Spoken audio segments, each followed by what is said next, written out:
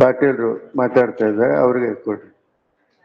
ಪ್ರವಚನದ ಕಾರ್ಯಕ್ರಮ, ವೇದಾಮೃತದ ಕಾರ್ಯಕ್ರಮ, ಅದರ ಸ್ಥಾನದಲ್ಲಿ ಸನ್ನಿಧಾನವನ್ನು ವಹಿಸಿರ್ತಕ್ಕಂಥ ಜ್ಞಾನವೃದ್ಧರು, ವಯೋವೃದ್ಧರು, ಪ್ರಕರಣ ಪಂಡಿತರು, ಸ್ಥಿತಪ್ರಜ್ಞರು ಆಗಿರುವ ಸದ್ಗುರು ಜಮಖಂಡಿಯ ಅಪ್ಪಾಜಿಯವರಿಗೂ, ಅವರ ಪ್ರತಿರೂಪರಾಗಿರುವ ಕೃಷ್ಣಾನಂದ ಮಹಾಸ್ವಾಮೀಜಿಯವರಿಗೂ, ಅದರಂತೆ ಸ್ಥಾನದಲ್ಲಿ ಅಧ್ಯಕ್ಷ ಸ್ಥಾನದಲ್ಲಿ ಯಾವೊಂದು ಮತ್ತು ನೇತೃತ್ವ ಸ್ಥಾನದಲ್ಲಿ ಆಸೀನರಾಗಿರುವಂಥ ರಾಮಾನಂದ ಭಾರತಿ ಸ್ವಾಮೀಜಿಯವರಿಗೂ, ಶಾಂತಾನಂದ ಮಹಾಸ್ವಾಮೀಜಿಯವರಿಗೂ ಮತ್ತು ಕರಿಕಟ್ಟೆಯ ಪೂಜ್ಯರಿಗೂ, ಎಲ್ಲ ಮಹಾತ್ಮರಿಗೂ ಅನಂತ ದೀರ್ಘದಂಡ ನಮಸ್ಕಾರಗಳನ್ನು ಸಲ್ಲಿಸುತ್ತಾ, ಮಾತೆಯರಲ್ಲಿಯೂ ಮಹನೀಯರಲ್ಲಿಯೂ ಮಕ್ಕಳಲ್ಲಿಯೂ ಅನಂತ ದೀರ್ಘದಂಡ ನಮಸ್ಕಾರಗಳನ್ನು ಸಲ್ಲಿಸುತ್ತಾ, ಗೌರವಾನ್ವಿತ ಟ್ರಸ್ಟ್ ಕಮಿಟಿಯ ಸರ್ವ ಧರ್ಮಾಧಿಕಾರಿಗಳಿಗೂ,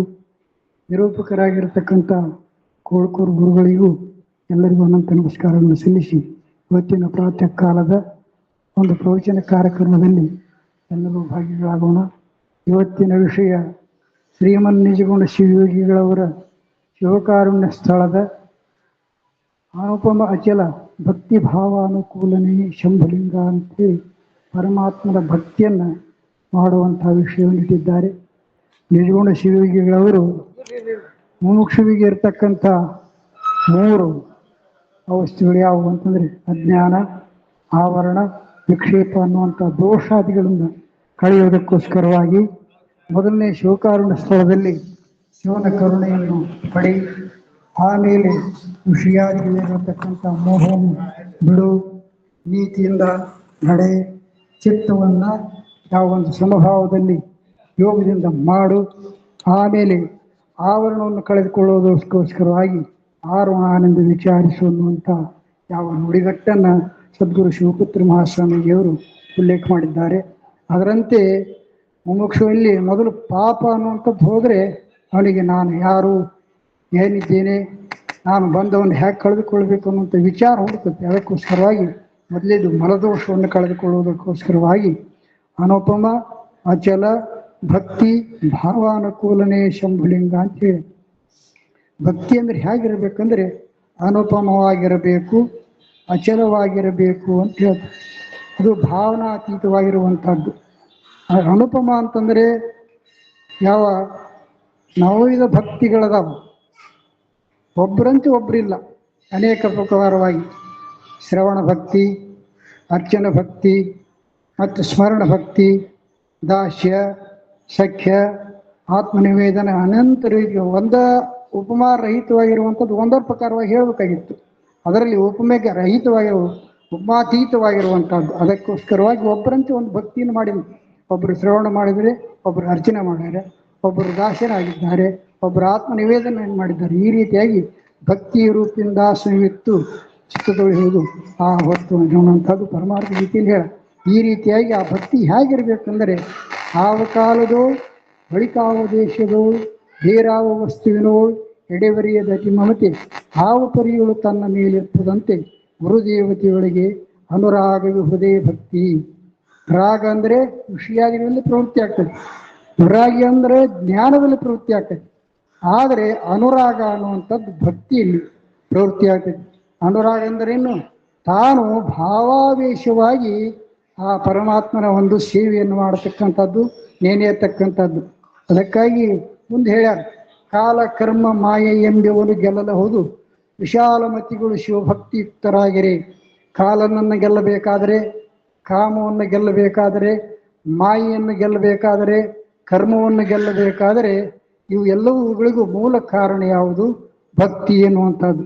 ಅದಕ್ಕಾಗಿ ತಾನು ತನ್ನಸು ತನುಗುಣ ಕರ್ಮ ನಿವಹ ಭೋಗಾದಿ ಭುವನಾದಿಗಳೆಲ್ಲವೂ ಸಾನುರಾಗದಿ ಶಂಭುಲಿಂಗವೆಂದು ಅರಿದು ಅಭಿಮಾನವಿಲ್ಲದುದೇ ಮುಕ್ತಿಯ ನಿಯಮ ಭಕ್ತಿ ಕಾಂಡ ಅಂತ.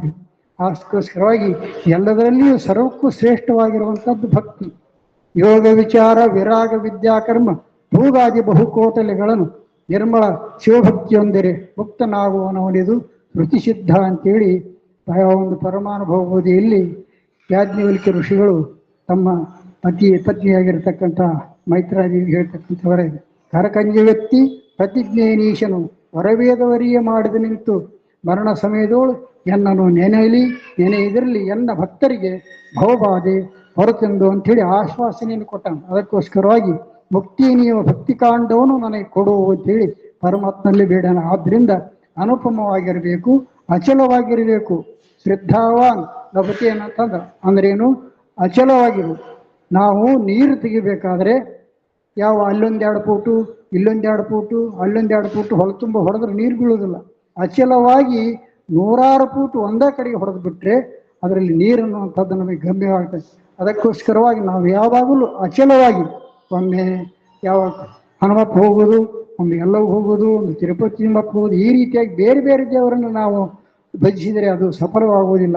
ಯಾಕಂದರೆ ಹರಿಪಿತಾಮಹ ರುದ್ರ ವರ ಸದಾಶಿವ ಮುಖ್ಯ ರಾವ ನೊಡಲೋಳು ಇರುತಿರ್ಪರ ಗುರುದೇವತೆ ಭಿನ್ನವನ್ನು ಅವತರಿಸು. ಎಲ್ಲ ಗುರುನಾಥನ ಸಗುಣ ರೂಪನಾಗಿರುವಂಥ ಗುರುನಾಥನಲ್ಲಿ ಎಲ್ಲ ದೇವತೆಗಳು ಅದಾವ, ಎಲ್ಲ ಶಕ್ತಿಗಳು ಅವನಲ್ಲಿದ. ಆದರೆ ಸಗುಣ ಸಾಕಾರ ರೂಪನಾಗಿರುವಂಥ ಪರಮಾತ್ಮನು ಎಲ್ಲರಿಗೂ ಅವೇದ್ಯವಾಗಿರುವನಾದ ಕಾರಣ ಸಗುಣ ನಿರಾಕಾರನಾಗಿಯೂ ಇರುವಂಥ ಗುರುನಾಥನನ್ನು ನಾವು ಮೊರೆಹೊಕ್ಬಿಟ್ರೆ ಎಲ್ಲವೂ ಪ್ರಾಪ್ತಿ ಆಗ್ತವ. ಅದಕ್ಕೋಸ್ಕರವಾಗಿ ಗುರು ದೇವತೆ ಅಂತಂದ.